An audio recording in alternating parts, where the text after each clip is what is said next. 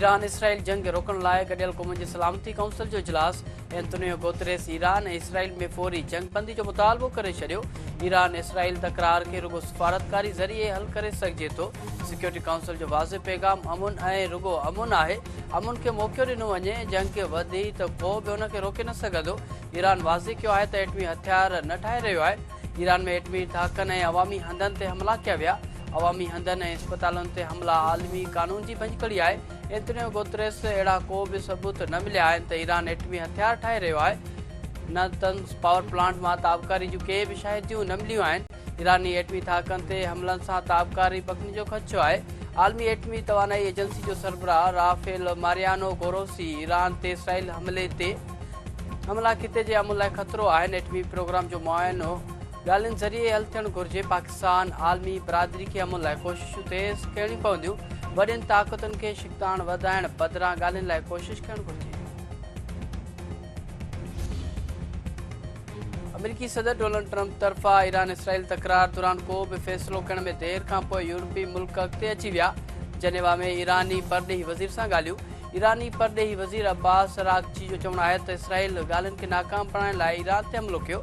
ईरानी अवाम ते बिना जवाज़ जंग मड़ी वई आहे। हू पंहिंजो दिफ़ा करे रहिया आहिनि। ईरानी एटमी ठाकनि ते बमबारी आलमी कानूननि जी भञकड़ी आहिनि।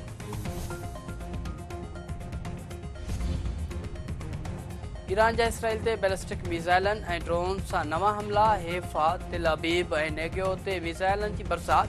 वधीक 5 यहूदी ज़ख़्मी, केतिरियूं इमारतूं तबाह। ॾाखिणी शहर देर शेबा ते मिसाइल हमलनि में केतिरियूं गाॾियूं सड़ी वयूं। माइक्रोसॉफ्ट ऑफिस वेझो वॾे पैमाने ते बाहि।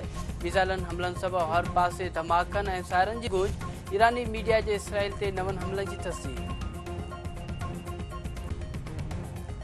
वज़ीर आज़म शहबाज शरीफ़ सां अमरीकी परॾेही वज़ीर मार्को रूबियो जो फ़ोन ते राबितो। मार्को रूबियो जो चवणु आहे त पाकिस्तान ईरान इसराइल जंग में अमन लाइ असराइतो किरदारु अदा करे सघे थो। वज़ीर आज़म शहबाज शरीफ़ जो चवणु आहे त ईरान ऐं इसराइल विच में तकरार जो हल रुगो ॻाल्हियुनि ज़रिए ई निकिरी सघे थो। पाकिस्तान सफ़ारती सहकार लाइ तयारु आहे। ॾखण एशिया में जटादार अमुन पाक भारत ॻाल्हियुनि सां ई मुमकिन आहे। पाकिस्तान मुल्क मां दहशतगर्दी ख़ात्मे लाइ पुरज़म आहे। अमरीकी सदर डोनाल्ड ट्रंप ऐं परॾेही वज़ीर मार्को रूबियो खे पाकिस्तान जे दौरे जी दावत।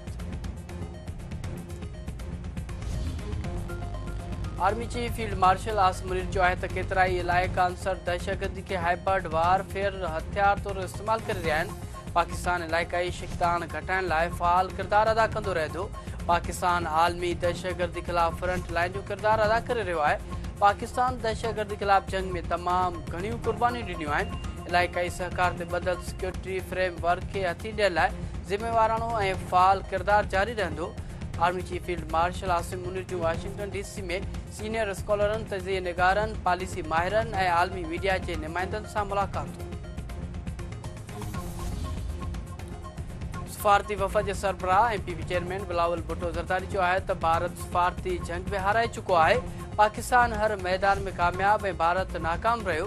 पाक फ़ौज भारत खे जंग में बरतनाक शिकस्त ॾिनी, जंहिं ते खेनि फ़ख़ुरु आहे। कश्मीर भारत जो अंदरूनी मसइलो नाहे। ट्रंप कश्मीर मसइलो हल कराइण लाइ तयारु आहे। मोदी सिंधु दरिया ते हमले जी धमकी ॾेई रहियो आहे, पर ख़ामोशी सां न वेहंदा। सिंधास मुआदे ते अमल न थियो त पाकिस्तान हिकु ॿी जंग कंदो। दुनिया तस्लीम कयो आहे त पाकिस्तान दहशतगर्दी सबबि मुतासिर थियल मुल्कनि में आहे। बिलावल भुट्टो ज़रदारी अमेरिका ऐं यूरोप जो दौरो मुकमल करे ॾेह वापसि पहुची वियो। कराची एयरपोर्ट ते पार्टी कारकुननि तरफ़ां संदसि शानदार आजियां।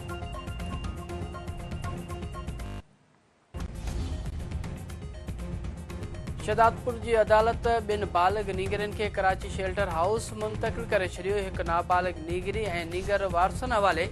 अगवा जो केस ख़ारिज, ॿिनि जाबदारनि खे आज़ादु करण जी हिदायत।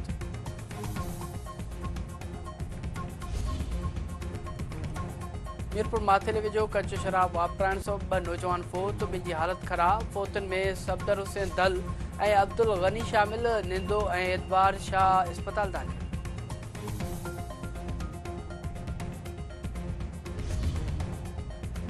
ऐं पाकिस्तान फ्रांस खे शिकस्त ॾेई नेशंस हॉकी कप जे फाइनल में पहुची वियो। क़ौमी टीम फाइनल में फ्रांस खे सख़्त मुक़ाबले खां पोइ पेनाल्टी शूट आउट्स ते शिकस्त ॾेई छॾी।